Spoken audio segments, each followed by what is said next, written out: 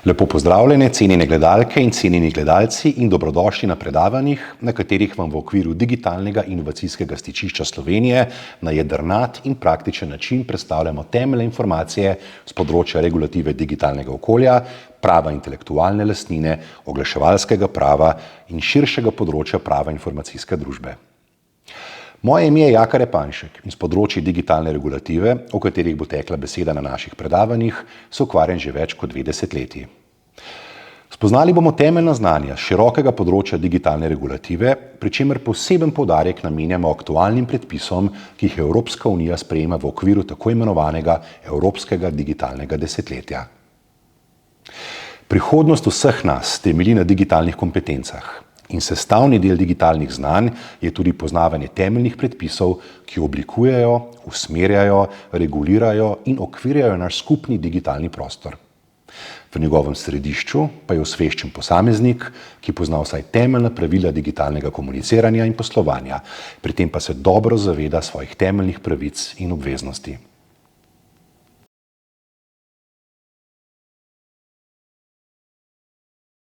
Lepo pozdravljeni. Na današnjem predavanju bomo utrdili snov in znanje o splošni uredbi o varstvu podatkov oziroma General Data Protection Regulation, s kratico GDPR. Res je minilo že več kot 5 let od uveljavitve GDPR-ja oziroma uredbe o varstvu podatkov, pa vendar ta močno posega na številna področja digitalnih komunikacij, digitalnega poslovanja, digitalnega oglaševanja. Ima tudi močen vpliv na številne druge predpise na nivoju Evropske unije in pa seveda tudi na nacionalne predpise na področju varstva podatkov. Zato je pomembno, da nekoliko utrdimo snov, za katero sem prepričan, da jo sicer večinoma že poznate, saj je, kot sem rekel, od uveljavitve uredbe minilo že več kot 5 let. Uredba o varstvu podatkov GDPR velja od 25. maja leta 2018. Slovenija pa je nato kot zadnja od držav članic v januarju letošnjega leta, torej januarju 2023, sprejela tudi zakon o varstvu osebnih podatkov oziroma ZVOP-2. Seveda je uredba že pred sprejemom navedenega zakona, torej ZVOP-2, veljala neposredno tudi v Republiki Sloveniji, vendar pa so bila številna vprašanja še nekako v zraku, recimo področje izrekanja sankcij. No, sedaj imamo v veljavi tako splošno uredbo o varstvu podatkov, kot tudi zakon o varstvu osebnih podatkov. Pa vendar, vsaj kar se tiče elektronskega komuniciranja, digitalnih medijev, digitalnega oglaševanja, nekatere stvari še vedno ostajajo nekoliko nedorečene. Na enem od predavanju smo že omenili, da pričakujemo na nivoju Evropske unije tudi sprejem tako imenovane e-privacy regulation oziroma uredbe o elektronskem komuniciranju. Ta bi morala biti po napovedih sprejeta sočasno splošno uredbo, torej z GDPR-jem, pa temu ni bilo tako.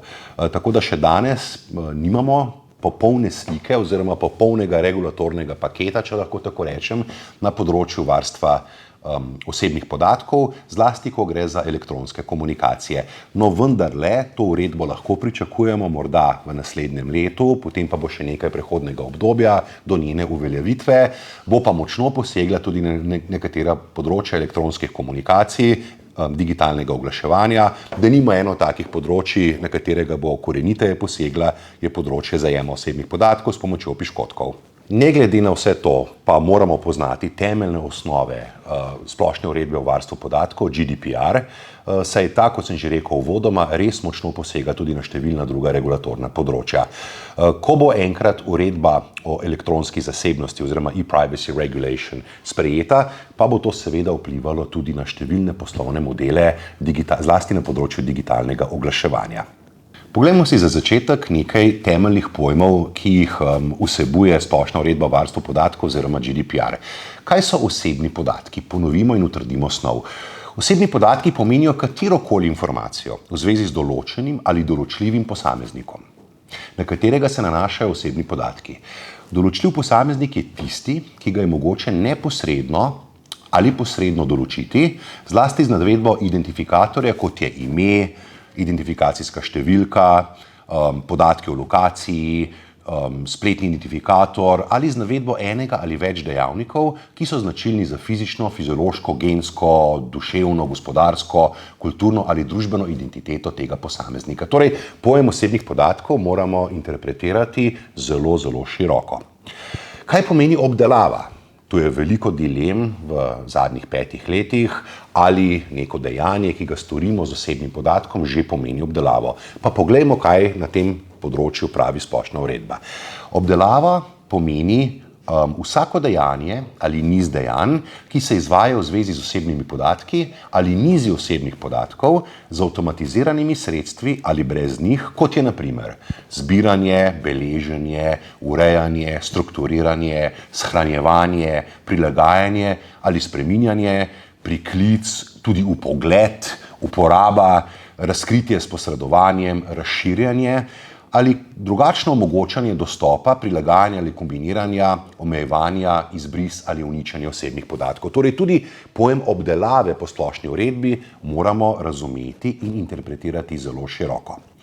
Poglejmo še, kaj pomeni, kar je zelo pomembno za digitalno oglaševanje, kaj pomeni pojem oblikovanja profilov. Oblikovanje profilov pomeni vsako obliko avtomatizirane obdelave osebnih podatkov, ki vključuje uporabo osebnih podatkov za ocenjevanje nekaterih osebnih vidikov v zvezi z posameznikom. Zlasti na primer za analizo ali predvidevanje uspešnosti pri delu, ekonomskega položaja, zdravja, osebnega okusa, interesov, zanesljivosti, vedenja, lokacije ali recimo gibanja takšnega posameznika. Varstvo osebnih podatkov v podjetju ali organizaciji je seveda kontinuiran proces. Nikakor ne moremo reči, pred 5 leti smo vzpostavili neko dovolj solidno osnovo za varstvo osebnih podatkov v naši organizaciji ali podjetju in potem lahko na to pozabimo. Ne. Ne glede na to, da je GDPR v veljavi torej že več kot 5 let, pa se praksa na področju varstva osebnih podatkov neprestano nadgrajuje, širi in zato moramo tudi v našem podjetju ali organizaciji te spremembe, nadgradnje uveljavljati ves čas in kontinuirano. Katere ravni so pri tem najbolj pomembne? Ponovimo.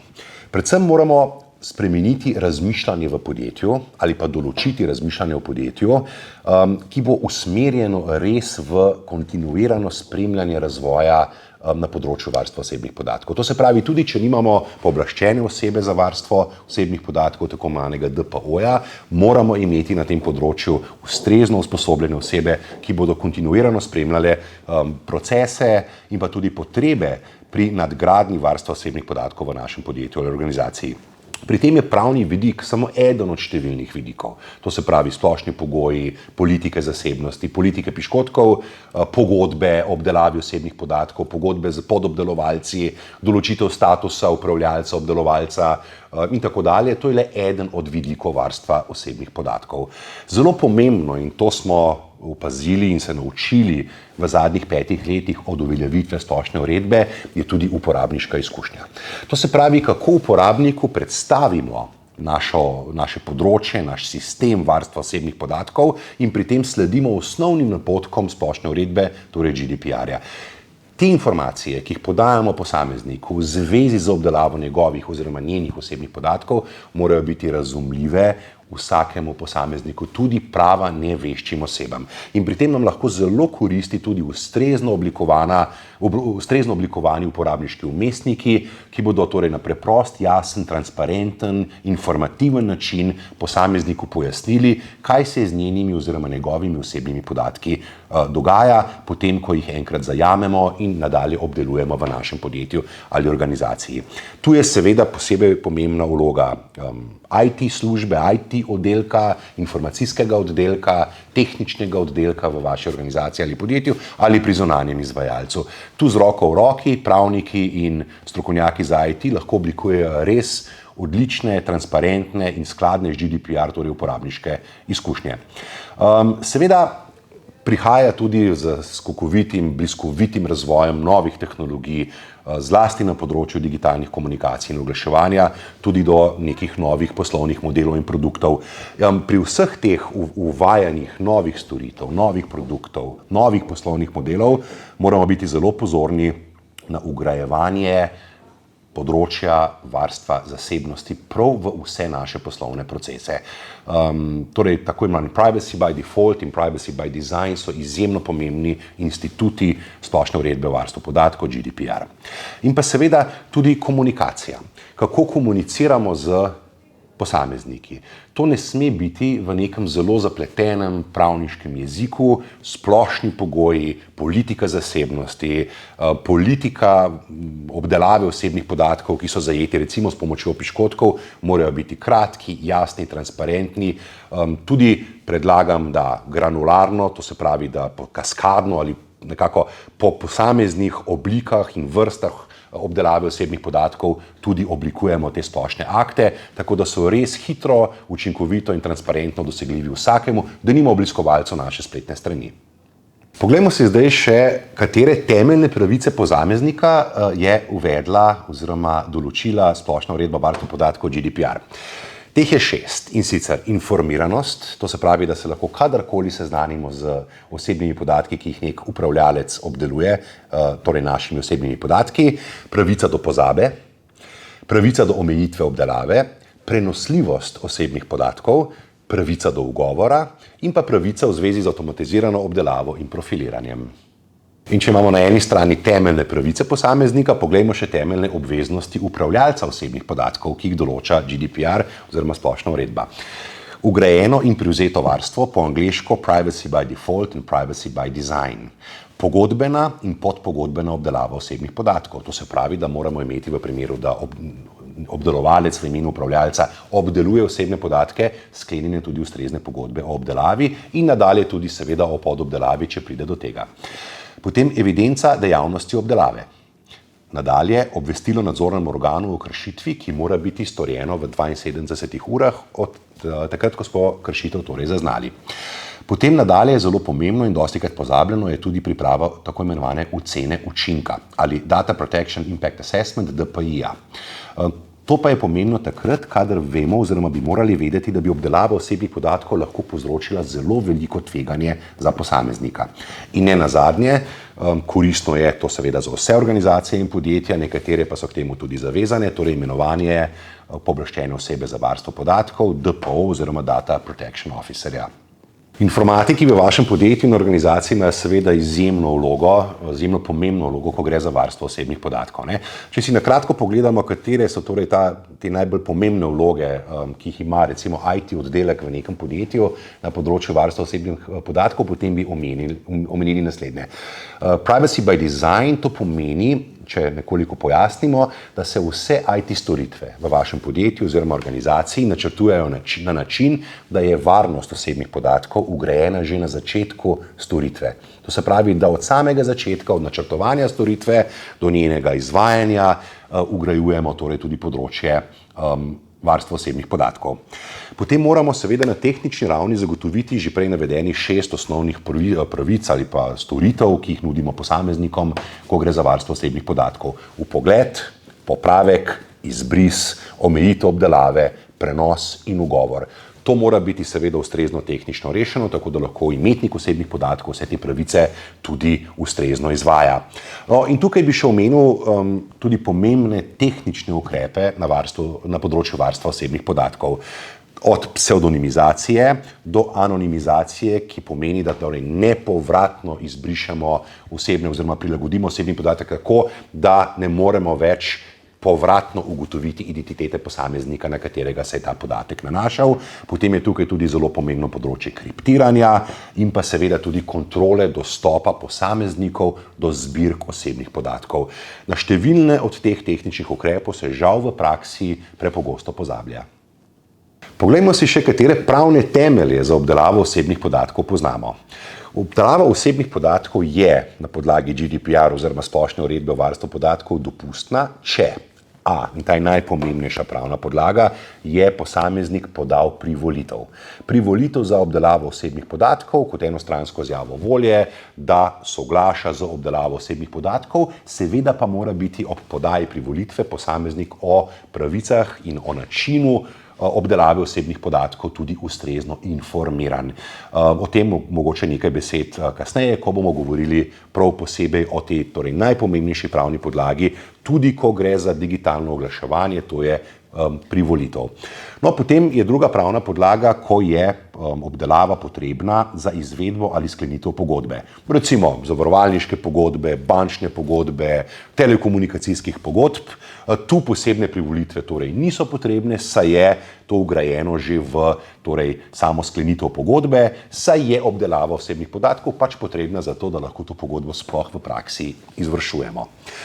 Potem je nadaljna, torej tretja pravna podlaga za obdelavo osebnih podatkov, kadar je to nujno za izpolnitev neke zakonske obveznosti. Kadar torej zakon zahteva, da mora posameznik podati določene osebne podatke in se te obdelujejo torej na podlagi same zakonske podlage. Potem so tukaj še tri druge pravne podlage, ko je denimo obdelava osebnih podatkov potrebna za zaščito življenjskih interesov posameznika, denimo ko gre recimo za zdravstveno stanje bolnika na urgenci. Nadalje, ko je obdelava potrebna ali pomembna in je v javnem interesu, ko bi recimo prišlo do določenih elementarnih nesreč in bi bila obdelava osebnih podatkov pomembna, ker je v javnem interesu. In pa še šesta pravna podlaga, o kateri je seveda kar veliko govora, ki je tudi zelo pomembna, ko gre za obdelavo osebnih podatkov v digitalni sferi, v digitalnem oglaševanju, to pa je tako imenovani legitimni ali zakoniti interes upravljalca ali tretje osebe.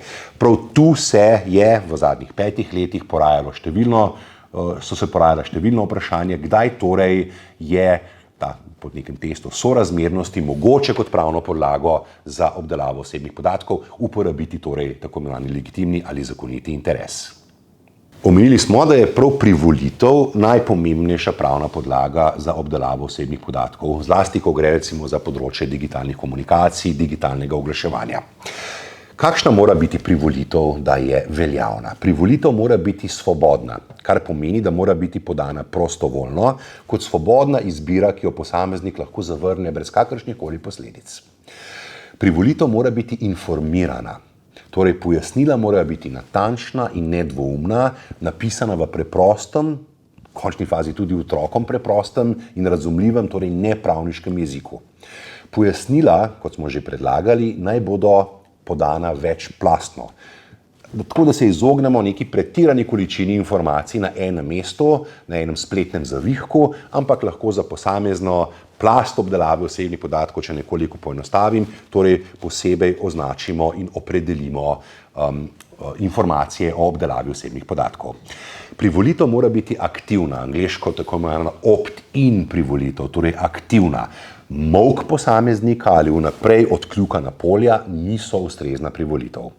Prav tako, kot mora biti aktivna in jasna privolitev, mora biti tudi na nek način umik privolitve enako enostaven kot privolitev sama. To se pravi, umik privolitve ne sme biti bolj kompliciran, kot je bila posameznikova aktivna opt-in privolitev za obdelavo osebnih podatkov. Privolitev mora biti dokazljiva. To se pravi, za vsako posamezno privolitev moramo imeti shranjene, prikazane informacije, datum in način, na katerega je bila privolitev pridobljena. Torej, ves čas moramo biti sposobni dokazati, da je posameznik, denimo na našem spletnem mestu, podal privolitev za obdelavo njenih ali njegovih osebnih podatkov. Privolitve morajo biti granularne, kar pomeni, da mora biti za vsako vrsto obdelave osebnih podatkov posebej označena privolitev. Ne moremo z eno kljukico, denimo pri spletnem oglaševanju ali pa denimo pri namestitvi piškotkov, zajeti prav vse piškotke, ki se lahko namestijo na našo napravo, ko obiščemo neko spletno stran. Za posamezne piškotke, ki lahko pokrivajo posamezno vrsto obdelav osebnih podatkov, mora biti privolitev ločena. Temu rečemo, da je torej privolitev, denimo na spletnem mestu, oblikovana v granulirani obliki. In pa ne nazadnje, privolitve morajo biti transparentne.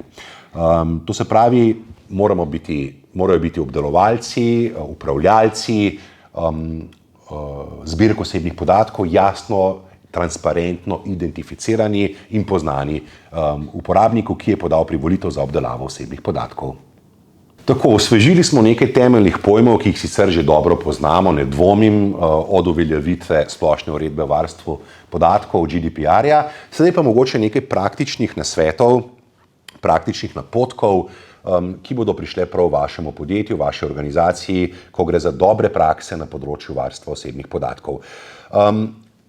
Najprej bi omenil, da je potrebno izkoristiti priložnost, da si pridobite od uporabnikov njihovo zaupanje, da pridobite zaupanje uporabnikov vaših spletnih storitev, da si torej zgradite nek transparenten, zaupanje vreden odnos. Mislim, da je temeljni namen splošne uredbe ravno v vzpostavitvi nekih trajnih odnosov, ki jih imamo kot upravljalci osebnih podatkov z posamezniki, ki uporabljajo naše storitve. In torej to zaupanje, ki seveda je pa lahko temeljilo na transparentnem, informiranem odnosu do uporabnikov, bi rekel, da je torej najbolj ključen napotek ali pa ključen nasvet vsakemu obdelovalcu oziroma upravljalcu osebnih podatkov. Zelo pomembno je tudi, da ustrezno definiramo namene obdelave osebnih podatkov. Od tega bo v končni fazi odvisno vse ostalo, tudi rok hrambe teh osebnih podatkov. Torej, ta definicija namene mora biti jasna, informirana, transparentna, preprosta, razumljiva vsakemu posamezniku, da bo popolnoma jasno, za katere namene se bodo njeni ali njegovi osebni podatki obdelovali. Izražajte se, kot sem že večkrat poudaril, preprosto. Povejte, kdo ste, zakaj in za koliko časa zahtevate osebne podatke. To je to. Bodite torej čim bolj preprosti v svojem izražanju, ko gre za komunikacijo z uporabniki vaših, denimo, spletnih storitev. Obveščajte o kršitvah. Bodite proaktivni, ko gre za odnos do informacijskega pooblaščenca. Če do kršitve pride, rok je 72 ur, torej obveščajte o kršitvah, bodite transparentni. Za obvestila o kršitvah je tudi informacijski pooblaščenec pripravil zelo jasna navodila in tudi obrazce, tako da bi morali biti vsakemu precej enostavno obveščanje o morebitnih kršitvah varstva osebnih podatkov, denimo na vaši spletni strani ali v neki drugi storitvi, kjer obdelujete osebne podatke. Kot smo že rekli, privolitev mora biti kakovostna, pravilno podana, pravilno oblikovana. Vse kriterije za veljavnost privolitve smo že omenili in zelo pomembno je torej, da pridobite kakovostne privolitve. To bo tudi neke vrste podlaga za nek trajen odnos, ki ga boste imeli z uporabniki, katerih osebne podatke obdelujete.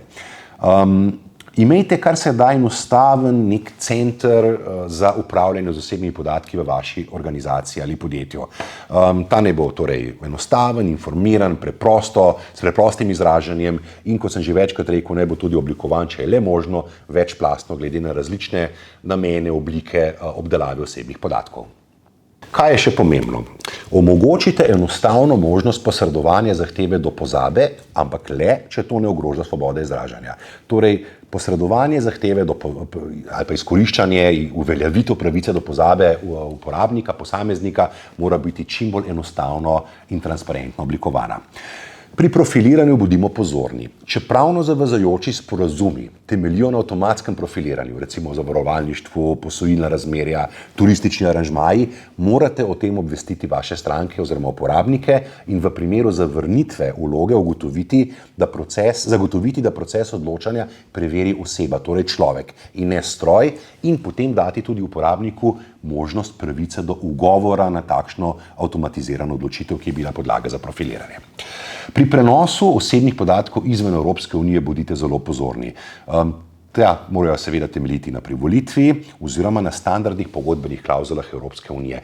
To je zelo pomembno, torej prenosi podatkov znotraj Evropske unije niso tako problematični. Problematično je, ko gre za izvoz teh podatkov izven Evropske unije. Tu, kot smo že na nekaterih predavanjih omenili, so bile tudi številne dileme glede izvoza osebnih podatkov državljanov Evropske unije na strežnike v Združenih državah Amerike, uporaba torej storitev ameriških podjetij, ko gre za obdelavo osebnih podatkov, tako imenovani primeri Schrems 1, Schrems 2, ki so se nanašali na zasebnostni ščit ali Privacy Shield, ki se sedaj na nek način morda prenašajo v tretjo fazo, če bi Evropsko sodišče ponovno ugotovilo, da je takšen izvoz podatkov lahko problematičen. Kakorkoli že, pri izvozu podatkov iz Evropske unije moramo biti posebej pozorni in tudi poznati institut standardnih pogodbenih klavzul. In kaj bi rekel še tukaj le na koncu? V tem delu bi rekel, res morate imeti sklenjene brezhibne pogodbe za obdelavo oziroma podobdelavo osebnih podatkov.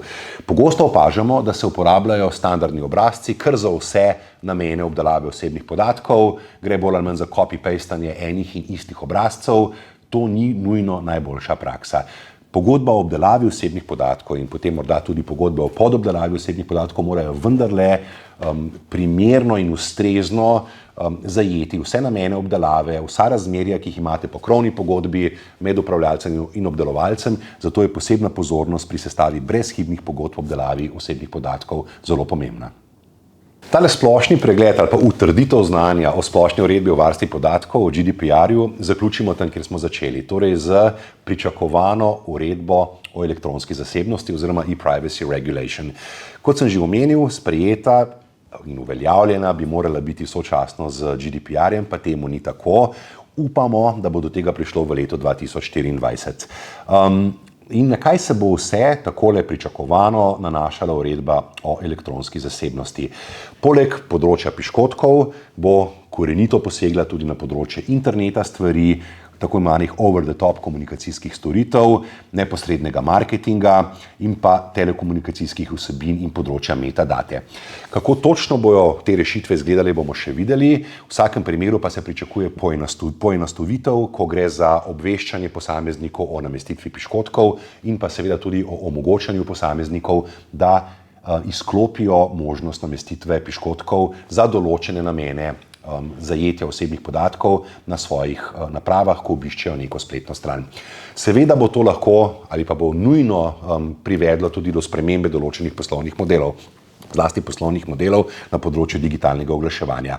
Če bo recimo alternativa temu, da namestite piškotke, denimo tretjih oseb, ki zagotavljajo zbiranje osebnih podatkov za namene recimo remarketinga, targetiranja, profiliranja, pa boste to možnost zavrnili, kot vam je tudi že danes omogočeno, če so seveda obrazci privolitev za namestitev piškotkov ustrezno oblikovani in skladni z GDPR-jem.